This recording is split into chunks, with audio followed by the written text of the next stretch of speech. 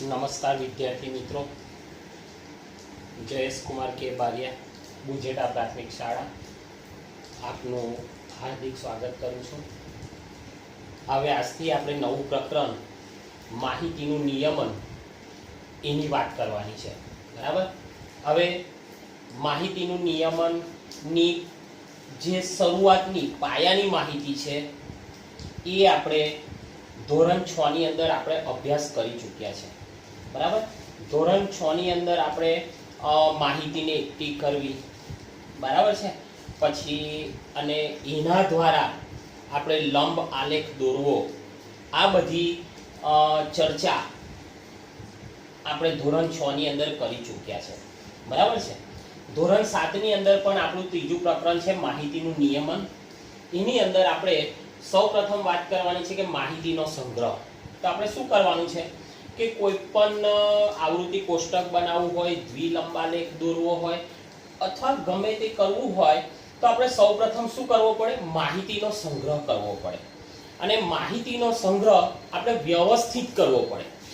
તમે જુઓ તો કે સમજો કે આપણે સમજવું પડે કે મારે કઈ એની માટે શાની માટે મારે માહિતી એકત્રિત કરવી છે એ ખાસ જરૂરી છે. બરાબર. તો માહિતીનું એકત્રીકરણ કરતા પહેલા આપણે એ જાણવું જરૂરી છે કે તેનો ઉપયોગ આપણે શેના માટે કરીએ છીએ. બરાબર છે. હવે દાખલા તરીકે ઉદાહરણ આપું કે આપણે જૂન મહિનાનું સરેરાશ તાપમાન એની માહિતી એકઠી કરવી છે. જૂન મહિનાનું આખા મહિનાનું સરેરાશ તાપમાનની માહિતી એકઠી કરવી છે અને આપણે એક દિવસના તાપમાનની માહિતી એકઠી લઈ આવીએ તો એ માહિતીનો સંગ્રહ યોગ્ય નથી. બરાબર છે. એટલે સૌપ્રથમ પહેલું શું છે તો કે માહિતીનો સંગ્રહ આપણે યોગ્ય રીતે કરવો જોઈએ. જ્યાં સુધી તમે યોગ્ય માહિતી એકઠી નહીં કરો ત્યાં સુધી તમારે જે આપણે જોઈએ છે એ જાણકારી આપણે પ્રાપ્ત કરી શકીએ નહીં. બરાબર. એટલે માહિતીના નિયમનમાં માહિતીનો સંગ્રહ યોગ્ય રીતે કરવો જોઈએ. બીજું કે માહિતીની ગોઠવણી કરવી જોઈએ. માહિતી મેળવ્યા પછી એની યોગ્ય ગોઠવણી કરવી જોઈએ. સમજો કે એક ધોરણની અંદર 10 બાળકો છે. એક ધોરણમાં 10 બાળકો છે અને 10 બાળકોએ મેળવેલ ગુણ મેં અહીં લખ્યા છે, તમે જોઈ શકો છો. અજય તો કે 23, અરમાન તો કે 35, આશીષ તો કે 48, દીપ્તિ તો કે 30, ફૈજાન 25, ગોવિંદ 46, જય 13, કવિતા 27, મનીષા 32, નીરજ 38. બરાબર છે. હવે આ માહિતી જે છે મેં લખી છે, હવે એને મારે સમજવી હોય તો એ મને થોડીક મુશ્કેલી પડે એવી છે. તો માહિતીની ગોઠવણીની અંદર જે માહિતી આપણને મળે છે એ માહિતીને આપણે ચડતા ક્રમમાં ગોઠવી દેવાની કે ઉતરતા ક્રમમાં ગોઠવી દેવાની. બરાબર છે. એવું કર્યા પછી આપણે શું થશે કે માહિતીને જાણવું આપણા માટે સરળ બની જશે. જો સમજો કે આ માહિતી છે પણ એની યોગ્ય ગોઠવણી નથી તો મેં શું કર્યું છે તમે જુઓ કે સૌપ્રથમ મોટી સંખ્યા, પછી નાની, તો કે જો આશીષ તો કે કેટલા ગુણ તો કે 48 ગુણ. બરાબર. એટલે આખી જે માહિતી છે એ માહિતીને મેં ઉતરતા ક્રમમાં ગોઠવી દીધી. તો અહીં જોઈ શકો આશીષ 48, ગોવિંદ 46, નીરજ 38, અરમાન 35, મનીષા 32, દીપ્તિ 30, કવિતા 27, ફૈજાન 25, અજય 23 અને જય 13. એટલે આ શું કર્યું મેં તો કે માહિતીની વ્યવસ્થિત ગોઠવણી કરી. બરાબર છે. એ કર્યા પછી એની પછી આવે છે પ્રતિનિધિ મૂલ્યો. પ્રતિનિધિ મૂલ્યો એટલે સરેરાશ. બરાબર છે. સરેરાશ શબ્દથી આપણે બધા પરિચિત છે. દાખલા તરીકે એક ઉદાહરણ આપું તમને. ઈશા દરરોજ સરેરાશ 5 કલાકનું વાંચન કરે છે. તો એનો મતલબ એવો કે સરેરાશ એટલે દરરોજ જ 5 કલાક વાંચે છે? ના, એવું નથી. કોઈ દિવસ અડધો કલાક ઓછો પણ હોય અથવા કોઈ દિવસ અડધો કલાક વધારે પણ હોય, પણ સરેરાશ જો એનું સરેરાશ કાઢવામાં આવે તો એ હંમેશા એનું વાંચન 5 કલાકનું થાય છે. બરાબર છે. પછી વર્ષ દરમિયાન સરેરાશ તાપમાન 40 ડિગ્રી સેન્ટીગ્રેડ છે. એટલે આખા વર્ષ દરમિયાન સરેરાશ તાપમાન આખું વર્ષ કેટલું તો કે 40 ડિગ્રીની આજુબાજુ તાપમાન જળવાય. એનો મતલબ એવો કોઈક વખત 35 પણ થઈ જાય, કોઈક વખત 45 પણ થઈ જાય, પણ સરેરાશ તાપમાન કેટલું તો કે 40. બરાબર છે. તો એને આપણે શું કહીએ છીએ? સરેરાશ. એની પછી છે અંકગણિતીય સરાસરી. બરાબર છે. અંકગણિતીય સરાસરી. આપણે સરાસરી વિશે તો આગળના ધોરણમાં આપણે ભણી ગયા છે સરાસરી. તો કે માહિતીના એકમ સમૂહ માટે મહત્તમ ઉપયોગમાં લેવાતું એક પ્રતિનિધિ માપ અંકગણિતીય સરાસરી કહેવામાં આવે છે. હવે સરાસરીનું સૂત્ર પણ આપણને ખબર છે. સરાસરી બરાબર બધા અવલોકનોનો સરવાળો છેદમાં અવલોકનોની સંખ્યા. બધા અવલોકનોનો સરવાળો છેદમાં અવલોકનોની સંખ્યા. બરાબર છે. એટલે આ મુદ્દો છે સ્વાધ્યાય 3.1 ની અંદર આવશે. બીજો છે વિસ્તાર. વિસ્તાર એટલે શું એ આપણને ખાસ જોવાનું છે કે મહત્તમ અને લઘુત્તમ અવલોકનો. મહત્તમ એટલે વધારે અને લઘુત્તમ એટલે નાના. મહત્તમ અને લઘુત્તમ અવલોકનોના તફાવતને આપણે શું કહીએ છીએ? વિસ્તાર કહીએ છીએ. બરાબર. એટલે કે મહત્તમ અવલોકનોમાંથી મહત્તમ અવલોકન હોય એની અંદરથી લઘુત્તમ અવલોકનને જો બાદ કરવામાં આવે તો આપણને વિસ્તાર મળે છે. દાખલા તરીકે ઉદાહરણ આપું તમને કે એક શાળાના 5 શિક્ષકો છે. એ 5 શિક્ષકોની આપણે ઉંમરની વાત કરીએ તો કે એકની ઉંમર 30 છે, એકની ઉંમર 35 છે, એકની 45 છે, એકની 32 છે અને એકની 50 છે. તો આપણે જોઈએ તો કે સૌથી વધુ ઉંમર કેટલી છે? તો કે 50. સૌથી નાની ઉંમર કેટલી છે? તો કે 30. તો કે 50 ઓછા 30 કેટલા વધ્યા? 20. તો 20 ને એને શું કહેવાય? એનો વિસ્તાર તરીકે આપણે ઓળખવામાં આવે છે. બરાબર છે. એટલે આટલી બાબતો જોવાની છે. 3.2 માં અહીં વધુ જોવાની છે તો આપણે પ્રાથમિક માહિતી એની પણ મેળવીશું.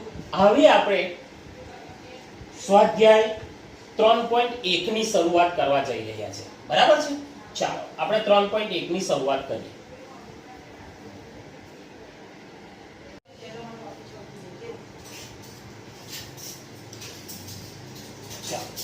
દાખલા નંબર 1 સ્વાધ્યાય 3.1 નો દાખલા નંબર 1.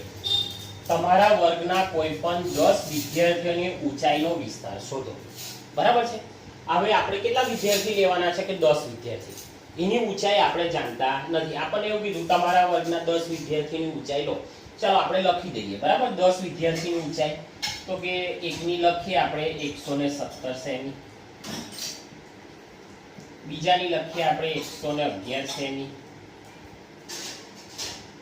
બરાબર છે. પછી એકની લખીએ આપણે 114 સેમી. ચાલો એકની લખીએ આપણે 120 સેમી. બરાબર. એકની લખીએ આપણે 110 સેમી. બરાબર. ચાલો કેટલા બાળક થયા? 1 2 3 4 ને 5. હજુ આપણે કેટલા ખૂટે છે? 5. 10 સીધા છે. બરાબર. તો બીજાની આપણે લખીએ 116 સેમી. બરાબર. પછી એકની આપણે લખીએ 117 સેમી. 117 સેમી. એકની આપણે લખીએ 119 સેમી. બીજાની પણ સરખી જ છે સમજો તો એની પણ આપણે લખીએ 119 સેમી. બરાબર. અને એકની આપણે લખી દઈએ 113 સેમી. બરાબર. આ શું થઈ? દરેક બાળકની ઊંચાઈ. શું થઈ? દરેક બાળકની ઊંચાઈ. 10 બાળકો થઈ ગયા. બરાબર છે. તો આપણે શું કરીએ કે આપણે જે આ માહિતી મેળવી છે, આ જે પ્રાપ્તાંક છે એને શું કરીએ? આપણે ચડતા ક્રમમાં લખી દઈએ. કયા ક્રમમાં લખી દઈએ? ચડતા ક્રમમાં. ચડતા ક્રમમાં. બરાબર. ચડતા ક્રમમાં એટલે આપણે આગળ વાત કરી. ચડતા ક્રમમાં એટલે માહિતીની ગોઠવણી. ચડતા ક્રમમાં એટલે આપણે જે આ માહિતી ભેગી કરી છે એ માહિતીની હવે આપણે શું કરવાની? આપણે આ પહેલી માહિતી ભેગી કરી લીધી. દરેક બાળકની ઊંચાઈ માપી, 10 બાળકની ઊંચાઈ માપી લીધી. એટલે માહિતી આપણે ભેગી કરી. હવે એને ચડતા ક્રમમાં ગોઠવવાની. એને શું કહેવાય? માહિતીની ગોઠવણી. હવે માહિતીની ગોઠવણી આપણે કરીએ તો નાનામાં નાનો ચડતા ક્રમમાં એટલે નાનામાં નાનો. તો કે નાનામાં નાનો કેટલો છે? તો કે 110 સેમી. ચાલો 110 સેમી પછી કેટલા છે? 111 સેમી. 11 સેમી. એની પછી કેટલા છે? જોવો 113 સેમી. ચાલો એની પછી કેટલા છે? 114 સેમી. ચાલો એની પછી કેટલા છે 14 પછી 17 11 14 20 10 13 19 19 17 16 બરાબર તો કે 16 116 સેમી ચાલો 116 પછી કેટલા છે 117 સેમી ચાલો 117 પછી કેટલા છે 118 છે નથી 119 સેમી આ પણ કેટલા છે 119 સેમી અને છેલ્લે કેટલા છે જોવો જો હવે કોઈ રહ્યું હા 120 સેમી 120 સેમી કેટલા થયા ગણી નાખો તો 1 2 3 4 5 6 7 8 9 એક રહી ગયું કયું રહી ગયું 13 14 આ કેટલા છે 1 2 3 4 5 6 7 8 9 ને 10 કયું રહી ગયું 110 111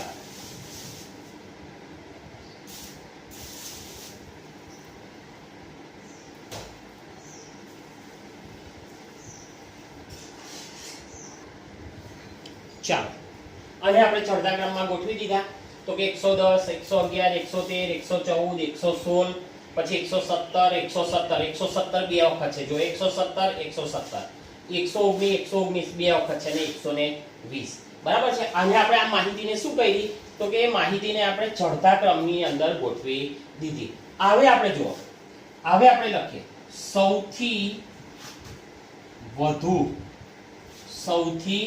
વધુ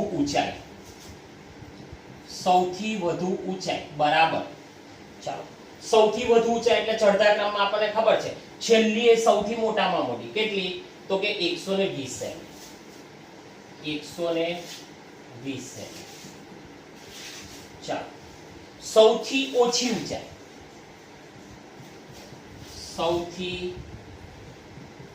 ઊંચાઈ તો કઈ આવશે 110 સેમી 110 સેમી ખબર પડી ગઈ શું કર્યું આપણે તો કે પહેલામાં પહેલી માહિતી ભેગી કર્યા પછી એની યોગ્ય ગોઠવણી કરી ચડતા ક્રમમાં ગોઠવીને પછી એની અંદરથી સૌથી વધુ ઊંચાઈ કેટલી તો કે 120 સૌથી ઓછી કેટલી તો કે 110 આ માહિતીની ગોઠવણી કર્યા પછી આપણને આ સરળતા પડી ગઈ આ શું થઈ આપણને સરળતા પડી ગઈ કે આપણે તરત જ એને નક્કી કર્યું કે સૌથી વધુ આટલી સૌથી ઓછી આટલી બરાબર છે તેથી વિસ્તાર આપણે શું શોધવાનો છે વિસ્તાર તો કે વિસ્તાર બરાબર સૌથી વધુ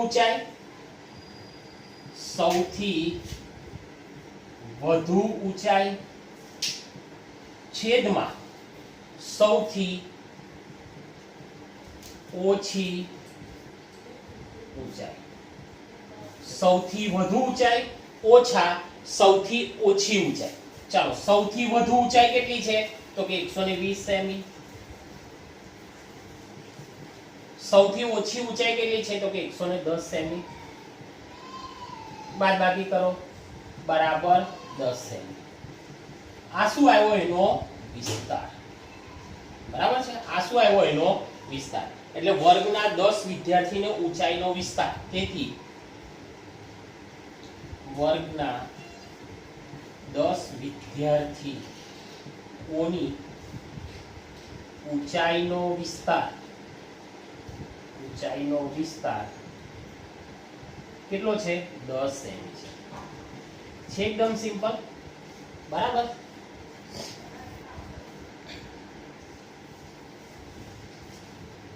ચાલો દાખલા નંબર 2 શું કહે છે જો કોઈ એક વર્ગના એક મૂલ્યાંકનમાં મેળવેલ નીચે દર્શાવેલ ગુણ આપણે કોષ્ટકમાં દર્શાવવાના છે કોષ્ટકમાં હવે એની અંદર કેટલા ગુણ મેળવા છે તે આપણને અહીં આપ્યા છે જો 4 ગુણ 6 ગુણ 7 ગુણ 5 ગુણ 3 ગુણ 5 ગુણ 4 5 2 6 2 5 1 9 6 5 8 4 6 અને 7 આ ગુણ છે બરાબર વિદ્યાર્થીઓએ મેળવેલા આ ગુણ છે હવે એને આપણે શામાં દર્શાવવાના છે? કોષ્ટકની અંદર દર્શાવવાના છે. અને કોષ્ટકમાં દર્શાવ્યા પછી આપણે શું કરવાનું છે?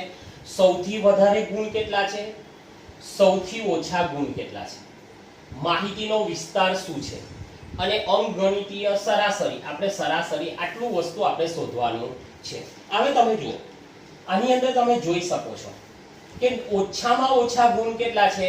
તો કે 1. બરાબર છે. વધુમાં વધુ ગુણ કેટલા છે? તો કે તમે અહીંથી જોઈ શકો છો તો કે 9. મોટામાં વધુ ગુણ 9 છે, ઓછામાં ઓછા ગુણ કેટલા છે? 1 છે. બરાબર.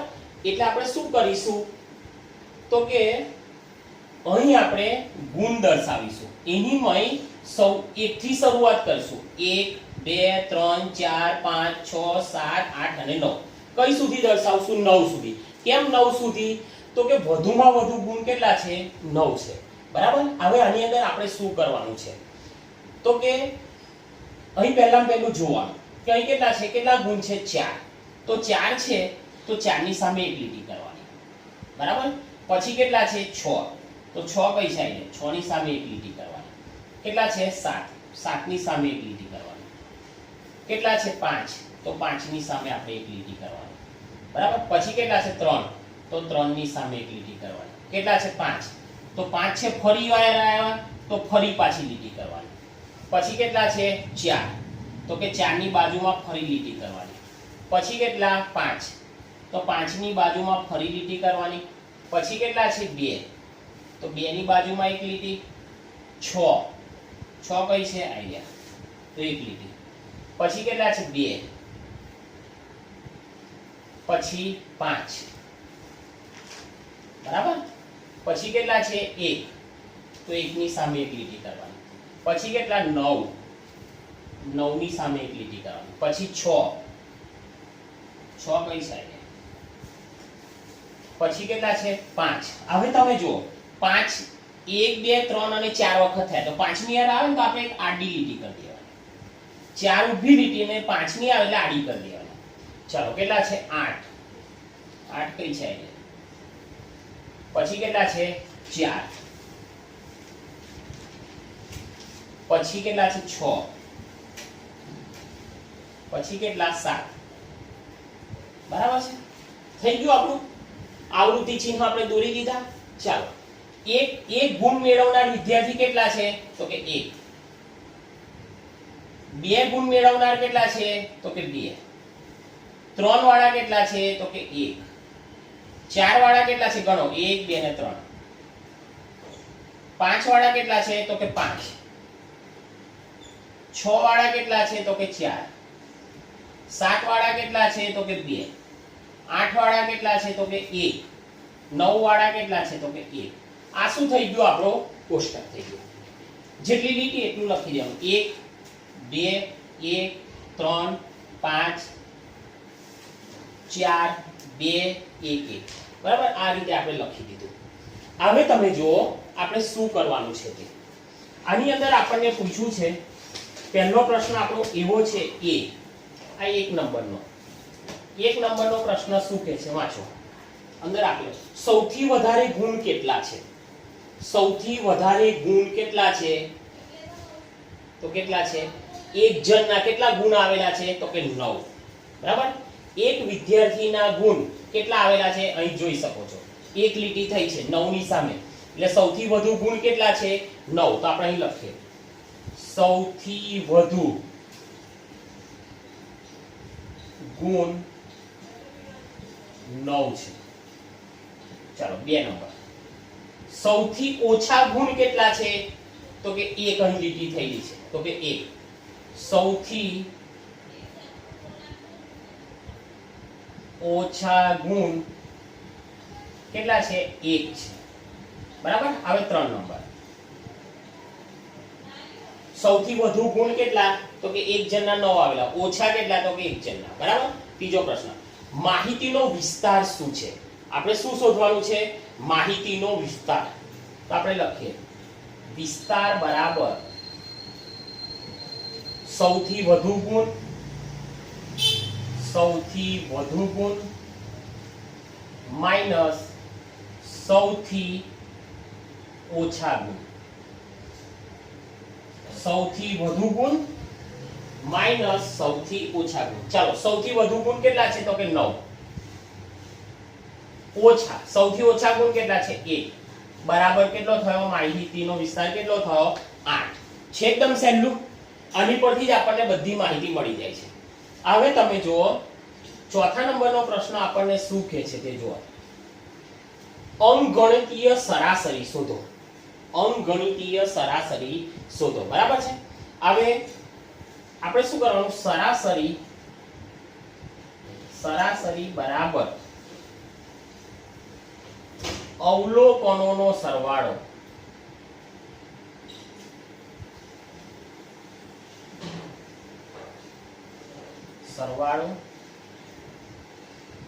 આનું સૂત્ર છે છેદમાં કુલ અવલોકન. બરાબર, અવલોકનનો સરવાળો છેદમાં કુલ અવલોકન. હવે તમે જોઈ શકો છો કે એક ગુણ મેળવનાર વિદ્યાર્થી કેટલા છે 1, 2 ગુણ મેળવનાર વિદ્યાર્થી કેટલા છે 2, 3 ગુણ મેળવનાર કેટલા છે 1.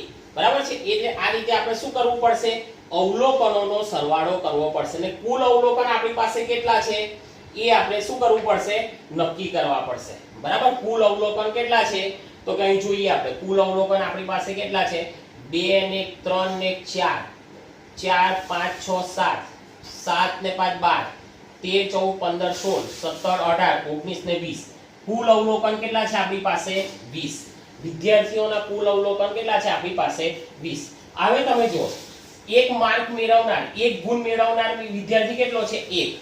બરાબર, એટલે આપણે લખીએ સરાસરી બરાબર એક ગુણ મેળવનાર કેટલા છે 1, એટલે 1 ગુણ્યા 1 વત્તા 2 ગુણ મેળવનાર કેટલા છે તો કે 2, એટલે 2 ગુણ્યા 2 વત્તા 3 ગુણ મેળવનાર કેટલા છે 1, એટલે 3 ગુણ્યા 1 વત્તા 4 ગુણ મેળવનાર કેટલા છે 3, એટલે 4 ગુણ્યા 3 વત્તા 5 ગુણ મેળવનાર કેટલા છે 5, તો કે 5 ગુણ્યા 5 વત્તા 6 ગુણ મેળવનાર કેટલા છે 4, એટલે 6 ગુણ્યા 4 વત્તા 7 ગુણ મેળવનાર કેટલા છે 2, એટલે 7 ગુણ્યા 2 વત્તા 8 ગુણ મેળવનાર કેટલા છે તો કે 1, 8 ગુણ્યા 1 વત્તા 9 ગુણ મેળવનાર કેટલા 1, એટલે 9 ગુણ્યા 1.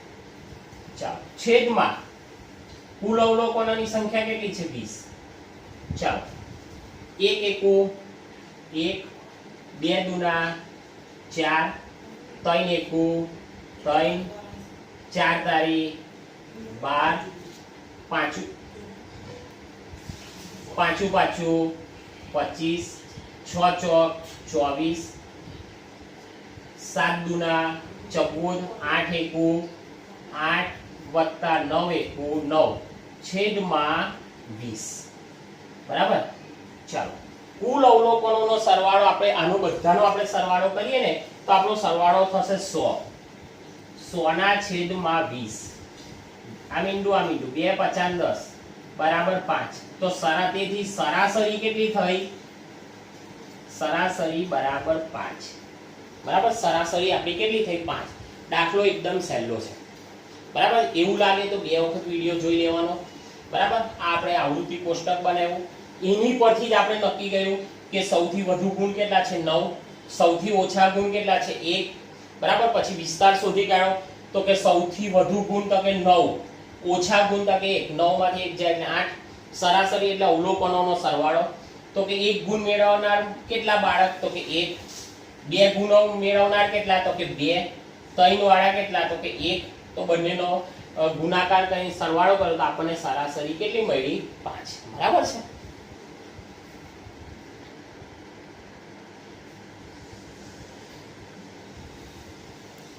ઓ બાપરે.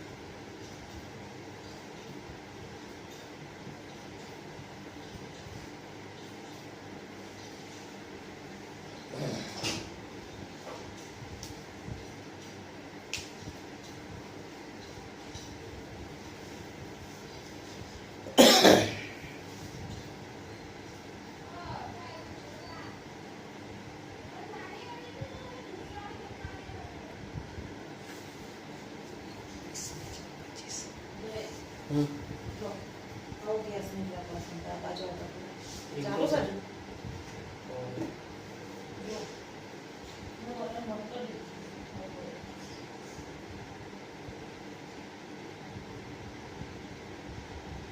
તો હવે સાચી વાત છે